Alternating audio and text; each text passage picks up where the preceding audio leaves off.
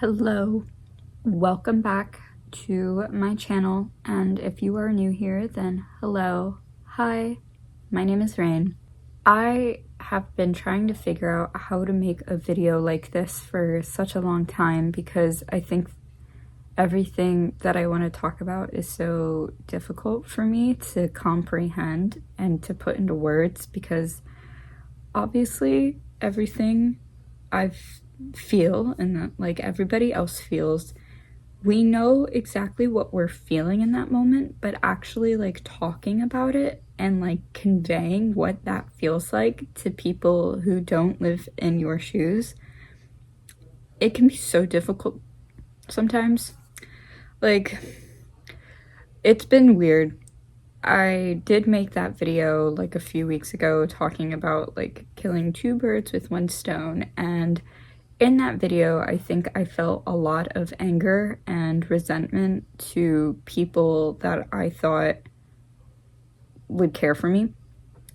So like having this, like, honestly in my perspective, this like traumatic separation from them because of the actions of others, just like simply like it really just boils down to I wasn't being treated well by those people. So like it was really rough to deal with when it first happened, and afterwards I felt like I was going through the stages of grief where I was just like obviously very sad about the situation, but then came a point where I started to think about it a lot, and then just like I would get angry because I would think about like, why would those people treat me like that?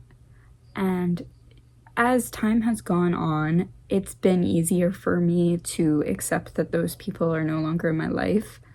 And like, it's weird. I do feel like I'm going through like a grieving process with it, because it's like they're obviously not dead, but in a weird way, without the sounding like too self-centered or too harsh or cruel, they're kind of dead to me. I have no desire to repair that, especially when I reflect on the fact that I spent so much time putting in the effort to maintain things. I also just want to say I'm so sorry for background noise. I say this in every video, but there's no way for me to film without that. So we're just gonna have to get used to it. In this process of removing myself from these people, I have realized that like there's a common goal throughout everything that I experience that's a hardship, and that is that, like I always say, I want peace. I want to feel secure. I want a safe environment. Like, all those words pop up, especially when I'm journaling. They just like come to me very naturally, especially when I'm talking to someone and they're just like, oh, like, you keep talking about it, why do you know, it obviously must be bothering you. And it's like, of course it's bothering me, it's because it's disturbing my peace, you know what I mean? Like, and like, side note, can I just say, it is my biggest pet peeve when I am talking to somebody about something that's clearly bothering me. It's nothing to do with their life, but I just need to vent, and they're aware that I'm saying, hey, can I just vent about something? So it's not like I'm just springing this onto somebody, but like I will be telling somebody about something that's happening, and I'm expecting them not only to like listen to what I'm saying, but to also understand what's going on and why it's so stressful for me. So it really pisses me off when people are just like, oh, you're like obsessed with the situation. Of course I am. Hello? Like, yes, I'm upset with it because I would never do that to them. Why are they doing that to me? That's what I'm trying to figure out. In the sense, in this whole like whirlwind, when we're all like trying to talk about our feelings and stuff, and then even after talking about it and we still don't feel like we found that peace, like we feel like talking about it isn't really helping, it's because we're trying to find closure. And you'll never find closure from a situation where you've trusted someone so much and then they do something so hurtful for you to you that you just can't be around them anymore. You're not going to find closure in that. And the reason why you can't comprehend it is because it is incomprehensible. There is no reason why anybody should be treating you like that. But then you start to overthink it. You overthink like every interaction you had with them, and sometimes it starts to feel like wait, maybe this person hated me the whole time.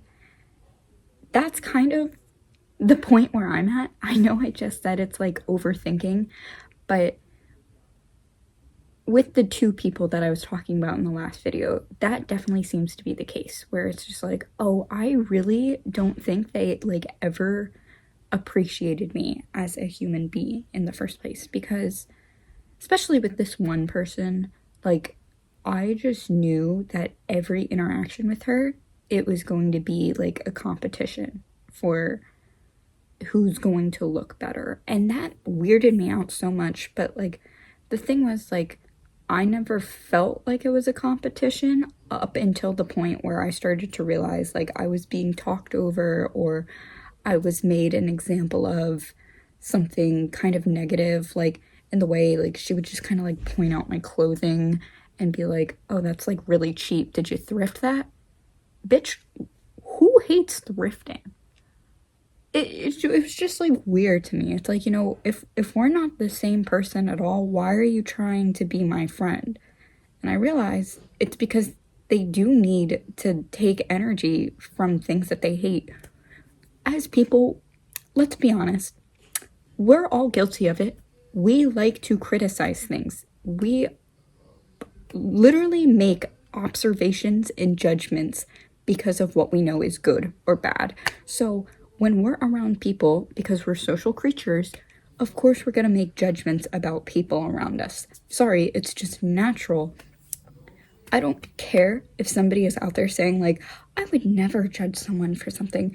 No, we're all judging people for the way that they act, especially when they're acting around you or acting towards you. You're going to make a judgment on that. That's natural. Once you start placing your boundaries down about how you want people to treat you or what you want to be involved in, or like, you know, shit, things are tough nowadays. Like, it's totally okay if you're like, I don't know if I have the emotional capacity to deal with something like this. You don't have to. You're allowed to walk away. It took me so long, especially in the years with the two people I've been talking about. It has taken me so long to finally accept that it's okay for me to walk away from a situation if it's not serving me. People are going to say that's narcissistic, or that sounds lazy, or sounds like you only care about yourself. No, baby. No, bitch. No. We're taking care of ourselves because we're walking away from something that literally is only making us feel insignificant. It's one thing if somebody's like talking about something that they're venting, they're going off, and you're like, man, maybe I'm not in the right headspace. You know, you're able to express like, I'm really sorry that's happening to you right now, but like, I don't know if I'm the best person to talk to about this. That's fine.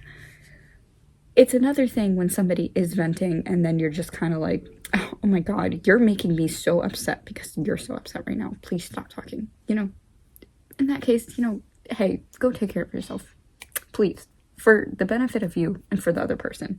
Because that's the thing. When we're trying to protect our own peace and to set boundaries, I think it's very easy for this to get tricky.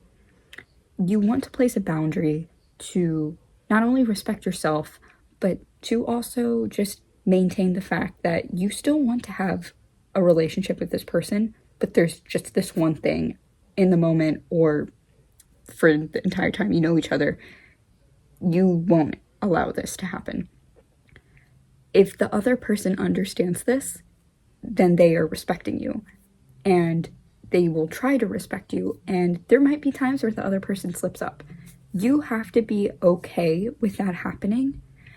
And you also have to realize when you are placing a boundary, you're also putting work in to maintain that. Well, you might need to put in like extra work for people who aren't respectful to those boundaries. But like when I say you're putting in work, this means like you need to make sure that you're reminding yourself, I should not be treated this way. This is what I need. This is how I need things to happen. So if somebody crosses over these boundaries, you and I need to be the person to say, oh, that's crossing my boundaries. Please don't do that. That takes effort. That takes work. And it's not just going to come naturally. Like, I write about this in my journal all the time where I'm like, I can't wait to become a person who's so strong that, like, I can just, like, put in my or I can place my boundaries and it's all going to work out. Like, this is the ideal, but that's not realistic. We need to be realistic with our expectations. If you feel like you're expecting for things to just, like, work out for you, and I'm guilty of it too. I've been talking about how I'm like, man, this year kind of sucks, like, but it's okay. One day it's just gonna get better. That's true. It will. But it's not gonna get better until you put some work in for that to get better. When we're talking about the phrase protecting my peace, in the act of protecting, that is an action. That is something that you have to choose to do. You can't just protect your peace by making one thing happen and expecting everything else to just work out naturally. As much as I also want that to happen, it will not happen that way. It's taken me almost 25 years to learn this, but if you want to have a safe environment, you have to put in the work to create that space for yourself. There's a lot of things that aren't in your control, and you have to accept that they just simply aren't in your control. I struggle with that a lot because I always think I need to be in control. I have always kind of fought to protect myself. So I get into a lot of awkward situations where sometimes I can come off hostile because I feel so strongly about, like, protecting what should be right for me. There's some times where that defensiveness is needed, especially with people who are mistreating you. But there's other times when you need to learn to let go of defending that so hard and to figure out how to stop that defensiveness and how to remove yourself from situations that bring out that side to you. It's easier said than done, and it takes a lot of observation for you to make that kind of judgment. And within judging situations like this, you also have to choose what you can take action on and what you have to be patient with. You should always be patient with yourself. And like I said earlier, that's easier said than done. Like, when I say being patient with yourself, I know it takes a lot of work to kind of install that in you, especially if you have, like, a negative mindset towards yourself. But that's what I'm saying. Like, there's always work to be done, and it sucks. It's definitely exhausting. And if you need those days where you can't do anything except sit in bed and, like, just scroll, that's fine. Your brain is still putting into work, but, you know, like, obviously that can become a problem if you're just doing that every single day and then you continuously to feel bad about yourself, you know, like, then come on girl, let's put the pattern recognition brain together, you know. By saying that, it also makes me realize, like, if you feel like a pattern is happening, sometimes that's not delusion. Sometimes you will have evidence to back up if certain patterns are happening. That doesn't mean you should act right away once you feel a pattern is happening, but take observation, take notes, take mental notes, write it down in the journal, go back and look at those reflections, because I promise you, you're gonna have puzzle pieces and ingredients, and if you're not putting in the work to try to figure out what they all mean, you're just gonna have a whole cabinet of ingredients and nothing to make a meal out of. That was kind of corny, but I think that gets the point across. I have such a bad habit of, like, when I get frustrated with something, I start to become, like, really pessimistic, and I start thinking, like, oh, I hate myself, or I hate other people, or I hate the situation. I'm just so focused on being negative because I don't know where to put all the emotions. And I think that's the beginning stage. Allow yourself to feel the way you do. Do not be ashamed of, like, crying or, like, getting your emotions out in any way. Like, obviously, if it's hurting yourself and hurting others, then that's, you know, like, that should be your sign, like something needs to be done. Let that be like a signal, like a red flashing light, like, okay, this is happening, let's take this, let's figure out what we need to do.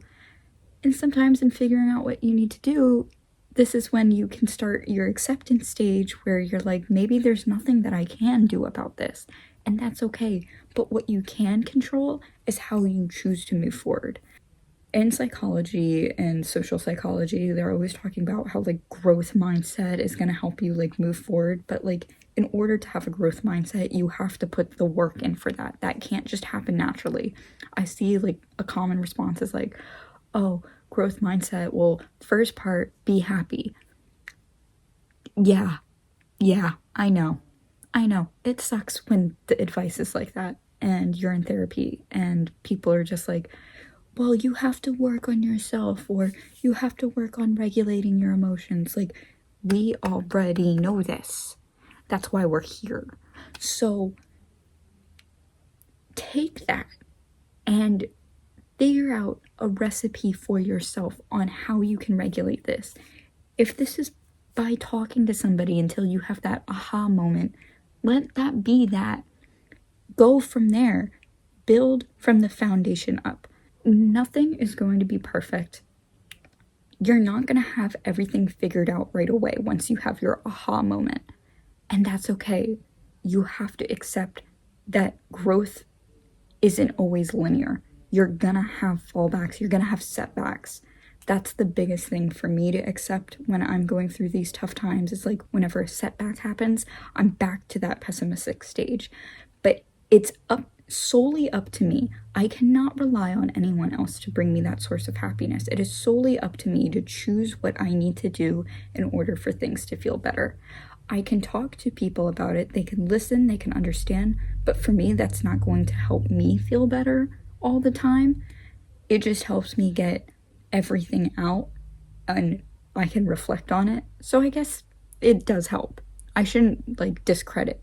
I appreciate everybody that I get to vent to, and I appreciate the work that they're putting in for me to listen to that. But it is ultimately up to me to choose how I want to take action on the emotions that I'm feeling. Recognize like what you can do and what you need help with, and that is going to be like such a positive change for you, because once you start to realize how you can ask for help, it's going to make everything so much better. Like, please believe me when I say this, because like you can help yourself to an extent. And then there's other times where you're going to need the support. You're going to have to rely on some type of support, whether that support is actually therapy or like having emotional regulating activities like journaling, coloring, whatever you need. It's okay to have those things, and it's okay if they're not as sophisticated as other means, if that makes any sense. If you're watching this and you're feeling frustrated or feeling alone or just feeling like general resentment towards the world, I want you to know that like you're not alone. I know everyone says that. I'm not the first person to say that, but truly you're not alone. Thank you so much for watching this video. I will see you in the next one. Stay safe, stay peaceful, stay loved. If no one told you today, I want you to go look in the mirror and tell yourself, hey self, I love you. Because at the end of the day, you're the only one who's got your back, right? Appreciate yourself, appreciate your body, love what it is, not what it's created, not what it's done. Love it for what it is. I will see you guys in the next video. Bye-bye.